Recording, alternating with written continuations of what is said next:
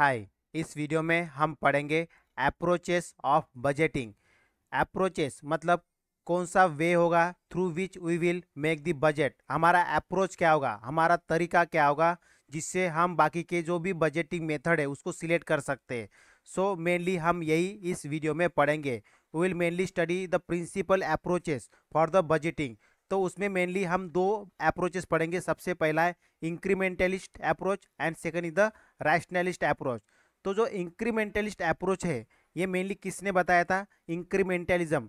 तो ये बताया था चार्ल्स लिंडब्लो ने बताया था। तो इन्होंने अपने जो डिसीजन मेकिंग में किस तरह से हम इंक्रीमेंटलिज्म लेके आ सकते हैं, इंक्रीमेंटल अप्रोच ले आ सकते हैं इन द डिसीजन मेकिंग, इसको इन्होंने मेनली चार्ल्स लिंडब्लो ने बताया था। इस इंक्रीमेंटल अप्रोच के अंदर मेनली क्या होता है, सक्सेसिव लिमिटेड कंपैरिजन। इसका मतलब ये होता है कि मान लीजिए हमने कोई डिसीजन ले लिया है, किसी पॉलिसी को बनाने के लिए हमने डिसीजन ले लिया है। अभी उसमें क्या है, कोई एरर आ गया, सपोज एरर आ गया, तो फिर हम क्या करेंगे उसमें, फिर उसमें कुछ इंप्रूवमेंट लेके आएंगे उस एरर को सॉल्व करने के लिए। अगेन कुछ अगर एरर आता है एज पर द टाइम, फिर हम उसमें फिर दोबारा इसमें इंप्रूवमेंट लेके आएंगे। तो इस तरीके से हम क्या कर रहे हैं, मेनली सक्सेसिव लिमिटेड कंपेयर करते हुए, पिछला कंपेयर करते हुए आगे बढ़ रहे हैं, हम आगे उसमें इंप्रूवमेंट लेके आ रहे हैं। तो इस तरीके से जो इंक्रीमेंटल अप्रोच है इसमें क्या हो रहा है, सक्सेसिव लिमिटेड कंपैरिजन हो रहा है।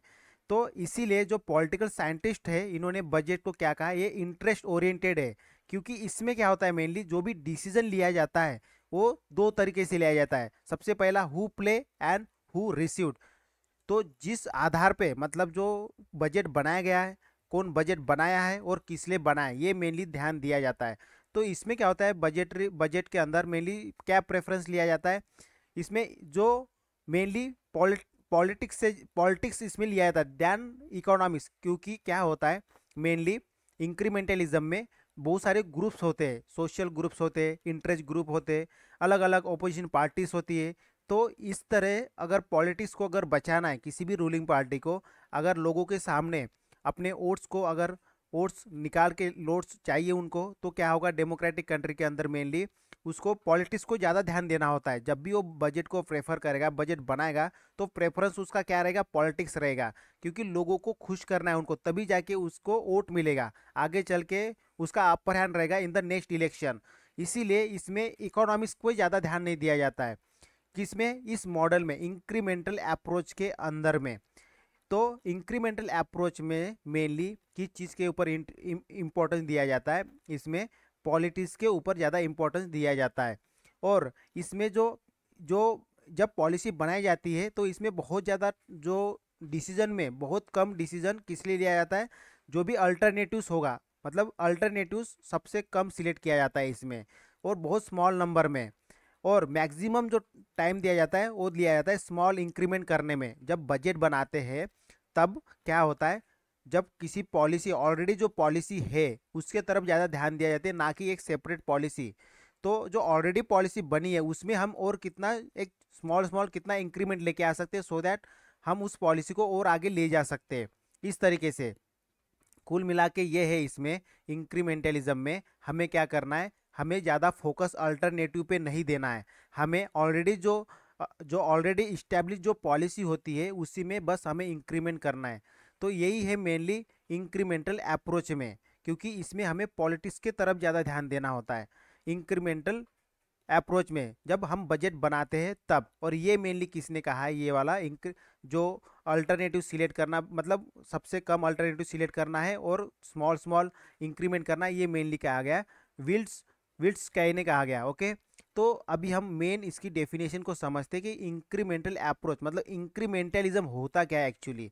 इंक्रीमेंटलिज्म क्या होता है, जो ये जो बजटरी प्रोसेस होता है उसमें जो भी पॉलिसी मेकर्स होते हैं वो क्या करते हैं, mainly small small limited number में उसमें इंक्रीमेंट लेके आते हैं, मार्जिनल एडजस्टमेंट करते हैं। जो भी लास्ट ईयर का जो बजट होता है, वो लास्ट ईयर के बजट में जो भी पॉलिसीज होती है, जो भी मिनिस्टर्स या जो भी मिनिस्ट्री को जो भी बजट दिया जाता है फॉर पर्टिकुलर पॉलिसी, उसमें बस मार्जिनल एडजस्टमेंट किया जाता है, दैट्स इट। कुछ इंक्रीमेंट किया जाता है, ओके, ना कि ज़्यादा फोकस दिया जाता है अल्टरनेटिव पॉलिसीज़ के ऊपर। तो बजट एज अ होल पे कंसीडर नहीं किया जाता है, मार्जिनल जो भी, मान लीजिए पूरे बजट में नहीं, किसी पॉलिसी में और अमाउंट चाहिए तो उसमें कुछ ऐड कर देंगे, और किसी पॉलिसी में कुछ और अमाउंट चाहिए तो स्मॉल अमाउंट वो ऐड कर दिया जाएगा। इस तरह से इंक्रीमेंटलिज्म किया जाता है मेनली, ये अप्रोच होता है इसमें, ठीक है। और ये इसमें सबसे ज़्यादा तो ध्यान दिया जाता है, वो दिया जाता है emphasize on the increment, okay, increase in the current year. अभी आज अगर करंट ईयर में, क्योंकि जो बजट बनाया जाता है वो नेक्स्ट फाइनेंशियल ईयर के लिए बनाया जाता है, नेक्स्ट ईयर के फाइनेंशियल से, मतलब नेक्स्ट ईयर में जो फाइनेंशियल ईयर स्टार्ट हो रहा है उससे, उसके लिए बजट बनाया जा रहा है। तो करंट में अगर मान लीजिए हेल्थ के ऊपर अगर 100 करोड़ रुपए, 1000 करोड़ रुपए अगर अलाउड किए गए करंट ईयर में, अभी क्या करेंगे, जो नेक्स्ट फाइनेंशियल होगा उसमें कुछ इंक्रीमेंट लेके आएंगे, मतलब मान लीजिए 1200 करोड़ लेके आ गए सपोज। तो इस तरह से स्मॉल स्मॉल इंक्रीमेंट किया जाता है इसमें बजट में, एक्चुअली कंप्लीट बजट में नहीं, कुछ पॉलिसी में, जैसे हेल्थ के ऊपर हो गया, एजुकेशन के ऊपर हो गया, या कोई डिफेंस के ऊपर हो गया, इस तरह से, ना कि कंप्लीट बजट के ऊपर ध्यान में देखते हो, मतलब कंप्लीट बजट को नहीं देखा जाता है इसमें। छोटे छोटे जो भी, मतलब एक पर्टिकुलर टाइप के, एक मिनिस्ट्री बोलो या पर्टिकुलर पॉलिसी बोलो, उसमें इंक्रीमेंट किया जाता है। तो ये है मेनली इंक्रीमेंटल अप्रोच, ओके। इसमें ध्यान देने वाली दो चीज़ें हैं। सबसे पहली चीज़ ये है कि इसमें जो अल्टरनेटिव होते हैं फेसिबल, जो भी उस किसी पॉलिसी के अगर कुछ अल्टरनेटिव्स अवेलेबल है तो उसको बहुत कम ध्यान दिया जाता है, बजाय, मतलब सबसे ज़्यादा ध्यान दिया जाता है जो भी एग्जिस्टिंग पॉलिसी है उसमें इंक्रीमेंट लाने का। नंबर वन चीज़ हो गई। उसके बाद जो करंट ईयर में जो भी बजट है किसी पॉलिसी के लिए, उसमें हम कुछ और ज़्यादा बढ़ाएं, ओके, उसको, सो दैट क्या हो जाएगा, मेनली जो पॉलिटिकल जो भी इंटरेस्ट होगा, या पॉलिटिकल जो भी इनको चाहिए होगा, पॉलिटिकल थ्रू जो भी उनको जैसे वोटिंग चाहिए होगा, अगर लोगों का, मासिस का, वो हासिल करना है तो वो कर सकते हैं मेनली इससे, इंक्रीमेंटल अप्रोच के जरिए। तो ये था मेनली इंक्रीमेंटल अप्रोच और इंक्रीमेंटलिज्म। ये जो कॉन्सेप्ट है इंक्रीमेंटल अप्रोच, ये मेनली किसने दिया है, चार्ल्स लिंडब्लो ने दिया है, लिंडब्लोम ने, ओके। सो ये था मेनली इंक्रीमेंटल अप्रोच। अभी हम देखेंगे रैशनल अप्रोच क्या होता है। देखिए नाम से पता चला, रैशनल मतलब होता है लॉजिकल, ओके। तो लॉजिकली हमें किसी पॉलिसी को सिलेक्ट करना है। तो लॉजिकली कैसे करेंगे हम, लॉजिकली हम सिलेक्ट करने से पहले हमें ये समझना पड़ेगा कि इकोनॉमिस्ट क्या बोलते हैं उसके लिए, क्योंकि इकोनॉमिस्ट जी वो चीज़ है, वो लोग हैं जो मेनली इस पॉलिसी के बारे में एक सटीक जानकारी दे सकते हैं। इसीलिए जो बज इसलिए जो बजटरी अप्रोच में हमें इकोनॉमिस्ट को ध्यान में रखना है। और सबसे इम्पॉर्टेंट चीज़ है इसमें से, जो भी नॉर्मेटिव थ्योरी होगी, जो बजट के अंदर जो भी नॉर्मेटिव थ्योरी से मतलब ये है, जो भी मॉरल या इमोशन को देखते हुए अगर कोई, ठीक है, मॉरल या इमोशंस को देखते हुए अगर कोई पॉलिसी आई है तो उसको कट कर देना है। हमें लॉजिकली सोचना है कि वेदर दैट पॉलिसी, क्या वो पॉलिसी, मतलब उसका कोई ऑब्जेक्टिव है या नहीं है, इसके तरफ ज़्यादा ध्यान देना है। तो ये मेनली कहाँ पे हुआ था, ये जीरो बेस बजटिंग के अंदर होता है ये मेनली, कि हमें ऑब्जेक्टिव के तरफ ध्यान देना है, लॉजिक के तरफ ध्यान देना है हमें, ये है।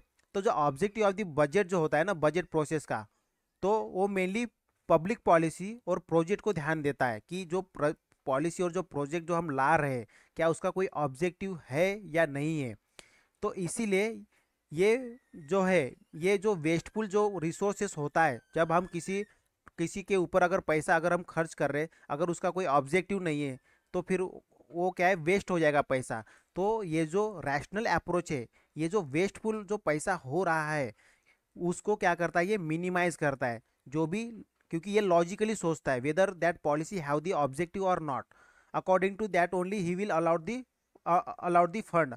इसीलिए ये क्या करता है, जो भी मिस अलोकेटेड जो भी फंड होता है, रिसोर्सेस होता है, उसको मिनिमाइज करता है ये।